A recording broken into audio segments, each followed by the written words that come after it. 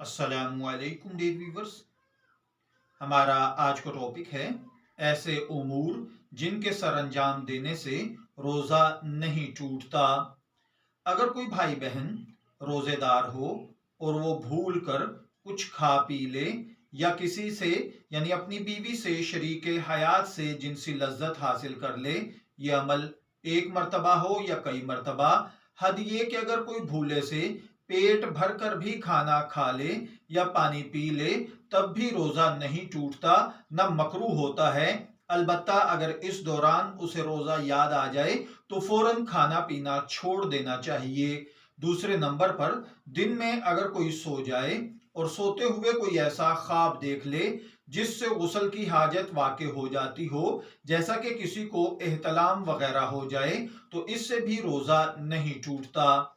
इसी तरह अगर कोई रोज़ेदार दिन में आंखों में सुरमा लगाए, सर में तेल की मालिश करे, बदन पर तेल की मालिश करे, कोई खुशबू वगैरह सूंघे, इससे रोजा नहीं टूटता है। सुरमा लगाने के बाद अगर बलगम में सुरमे की स्याही महसूस हो तब भी उलमाए अहनाफ के नजदीक न रोजा टूटता है और न मकरूह होता है।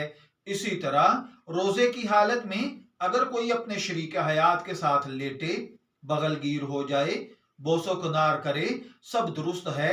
हाँ, अगर किसी को रिलीज होने का अंदेशा हो या अंजाल का खतरा हो या जज्बात के हेजान में सोहबत कर लेने का अंदेशा हो तो फिर ये काम मकरूह हैं। इसी तरह रोजे की हालत में मुंह में थूक इकट्ठा करके बलगम वगैरह को निगल लेना ये मकरूह है, इससे रोजा नहीं टूटता। रोजे की हालत में हलक के अंदर मक्खी चली जाए या बेख्तियार गर्दो गुबार या धुआं चला जाए तो इससे भी रोजा ना टूटता है ना मकरूह होता है। हाँ, अलबत्ता अगर कोई चीज इनमें से कसदन पेट में चली जाए यानी कोई सिगरेट वगैरह पी ले तो इससे रोजा टूट जाएगा। इसी तरह कान में पानी चला जाए या कोई कसदन डाल ले तो इससे रोजा नहीं टूटता।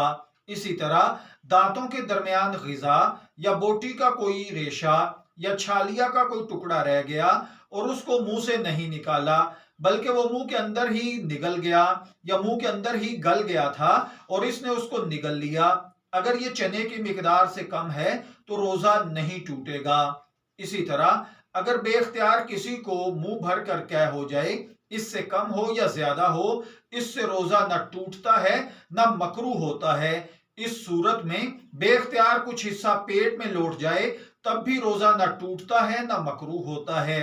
इसी तरह रोजे में किसी वक्त भी मसवाक करना, वो खुश्क लकड़ी से की जाए या बिल्कुल ताजा लकड़ी की हो, नीम की हो, उसकी कड़वाहट ही क्यों ना मुंह में महसूस हो, तब भी रोजा न मकरूह होता है न टूटता है। इसी तरह गर्मी की शिद्दत में कुल्ली करना, नाक में पानी डालना, मुंह हाथ धोना, नहाना, कपड़ा तर करके बदन पर रखने से भी रोजा नहीं टूटता। अगर कोई पान खाने के बाद अच्छी तरह कुल्ली और गरारा करके मुंह साफ कर ले लेकिन थूक में सुर्खी महसूस हो रही हो तो इससे कोई हर्ज नहीं, रोजा न टूटता है न मकरूह होता है। अलबत्ता ये सब कुछ सहरी में होना चाहिए, आजान के बाद नहीं। इसी तरह कसदन कह की लेकिन थोड़ी कह की मुंह भर नहीं थी तो रोजा नहीं टूटा। इसी तरह मिसवाक करने में यूं ही मुंह से खून निकल आया और थूक के साथ निगल गया, अगर खून की मिकदार थूक से कम हो और हलक में खून का मजा मालूम ना हो तो रोजा नहीं टूटेगा। मैं दुआ गो हूं अल्लाह ताला हमें इन बातों को समझकर इनके मुताबिक अमल करने की तौफीक अता फरमाए। शब्बीर अहमद को इजाजत दीजिए, फिर हाजिर होंगे किसी नए टॉपिक के साथ। तब तक के लिए अल्लाह हाफिज।